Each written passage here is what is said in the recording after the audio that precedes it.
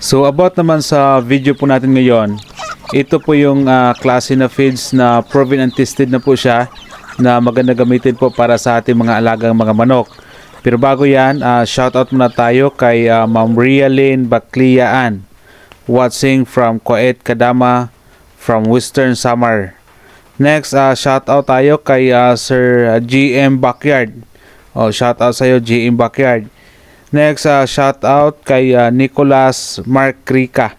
Shoutout sa iyo, Nicholas Mark Rica. So next, shoutout kay Jeremy Carasina from Bantayan Island. So shoutout sa lahat ng mga taga Bantayan Island, especially kay Jeremy Carasina. So sa last upload po natin dito sa ating channel, yun nga po yung nagkamali po tayo sa pagbili po ng feeds para po sa ating mga alagang mga manok. Kasi tayo is nadala po tayo doon sa presyo na mura talaga siya, compare po dito sa madalas na feeds na ginagamit po natin.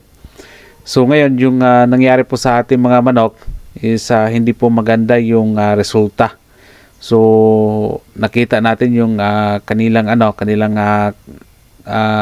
timbang is bumaba yung kanilang timbang.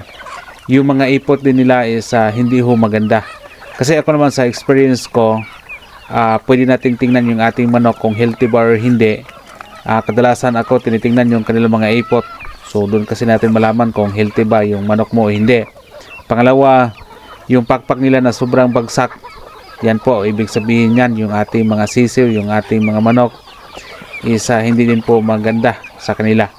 Then yung kanilang mga mukha na namumutla, yung kanilang mga mukha, so hindi po yan okay. Yung ating mga manok pag may ganon na mga klase na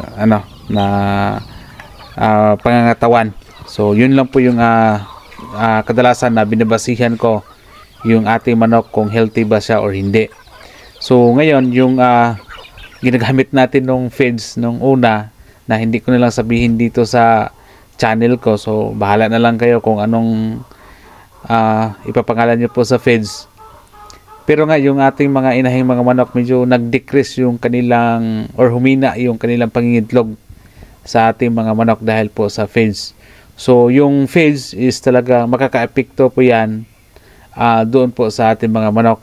Kung mura yung ating feeds, then medyo hindi maganda resulta sa ating mga manok. Pero kung bumili tayo ng feeds na dapat po para sa ating mga manok, so yun nga, may maganda po na resulta para po sa ating mga manok.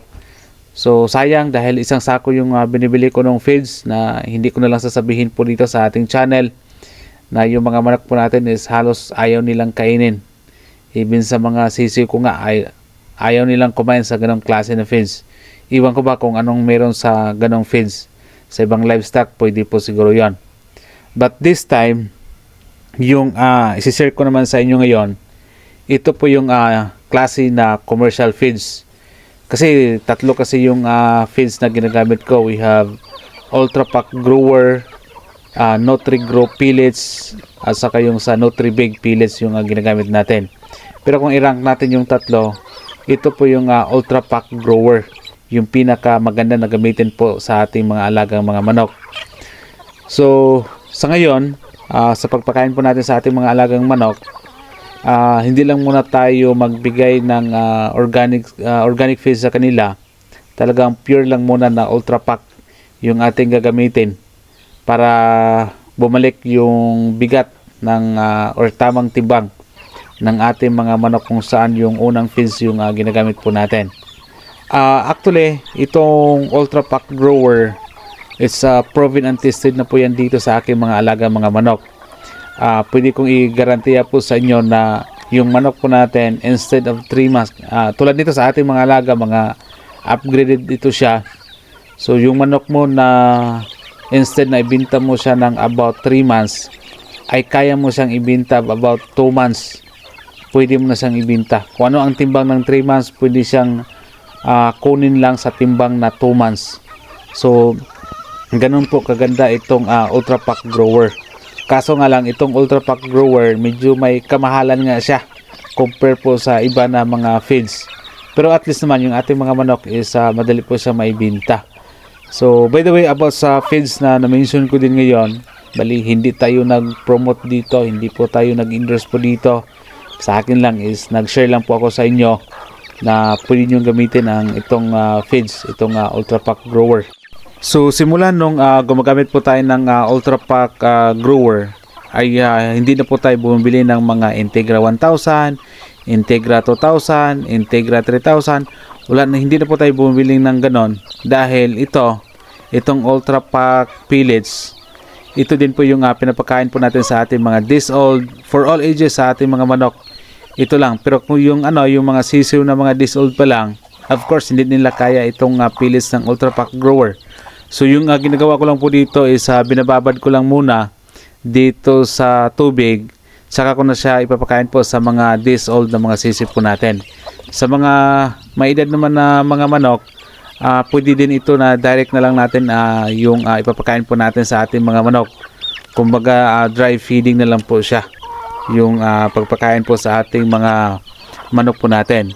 So ngayon sa ating mga manukan, pag ganito kasi yung ginagamit natin, for example ito yung feeds na Ultra Pack, medyo mas madali lang natin i-compute sa isang buwan kung magkano yung gastos at magkano po yung kita natin dito, dahil ang ginagamit lang natin na feeds for all ages dito sa ating mga manok ay iisa lang na klase na feeds. For example, Ultra Pack grower. So in a month, magkano yung nagastos natin or na-consume ng Ultra Pack or feeds dito sa ating mga manok. Ngayon sa isang buwan, magkano po ba yung kita natin dito sa ating pag-alaga ng manok. So ganun lang po kasimple, ganun lang po kadali na intindihin yung computation about dito sa pag-alaga po natin ng mga manok. So madali natin malaman kung magkano yung kita in just 1 month dito sa pag-alaga po ng mga manok. So itong Ultra Pack, pwede kong i-garantiya sa inyo na may maganda po talaga ito siya na resulta. Yung ating mga manok is mas marami silang mai-produce na mga itlog, even if it is mga upgraded lang na mga native chicken. Pangalawa is masigla yung ating mga manok na hindi siya gaano magkasakit. So kahit hindi ka na lang bumibili ng mga vitamins sa inyong mga sisiw, sa inyong mga manok, itong Ultra Pack okay na po to siya. So medyo may kamahalan nga lang ito na klase na feeds, pero yung resulta maganda naman po yung resulta nitong Ultra Pack grower. So lalo na kung for example hindi ka mag-mix ng organic feeds dito, mas maganda po yung resulta nitong Ultra Pack grower. Pero kung gusto kang makatipid sa sa feeds ng inyong mga manok, so mas okay din po na mag-mix ng organic feeds. Pero yung talaga yung gusto mong makuha agad-agad na makabinta ka in just 2 months nitong sa upgraded na manok po natin, so pwede din po na ito din po yung Ultra Pack grower yung inyong gagamitin. So ako din kasi minsan nagmix tayo dapat dito ng mga organic feeds kasi medyo mahal yung commercial feeds sa ngayon. So itong Ultra Pack ay ito na klase na feeds. Actually hindi ito siya para sa manok. Ito ay para po ito sa mga baboy. So yun nga, yung sako natin may picture na baboy. Kasi nga para nga ito sa baboy. Pero dito sa ating mga experiment po dito sa ating mga manok is okay din po ito siya na gamitin. Kasi nga may mga klase talaga na feeds na hindi pwede sa manok, hindi maganda resulta. Pero kung gamitin naman natin sa ibang livestock, may maganda po na resulta. So tulad nito, Ultra Pack para sa baboy. Pero kung gamitin natin dito sa ating mga manok, maganda din po yung resulta sa ating mga manok. So kung gusto niyo na makabinta po kayo ng mas maaga, kung gusto niyo makuha talaga ang tama or maganda na timbang sa inyong mga manok, ito talaga yung feeds na pwede kong i-garantiya sa inyo na kung maggamit kayo nito is hindi po kayo magkakamali. Meron po talagang maganda na resulta. So it is proven and tested na po siya sa ating mga manok for almost mga 1 year. 1 year na po tayong gumagamit ng Ultra Pack ng ganito. So sa iba kasi na feeds na ginagamit kasi natin is for ano lang, experiment, baka sakali may maganda na presyo, yung affordable lang. So yun nga, nagtry tayo ng feeds. Medyo nung last upload natin hindi nga siya okay. So ngayon, ang ginagawa ko ngayon para manumbalik yung magandang pangatawan sa ating mga manok at para mas marami silang may produce na mga itlog, yung ating mga inahing mga manok. So ito yung binibili ko agad na bagong feeds na Ultra Pack Grower.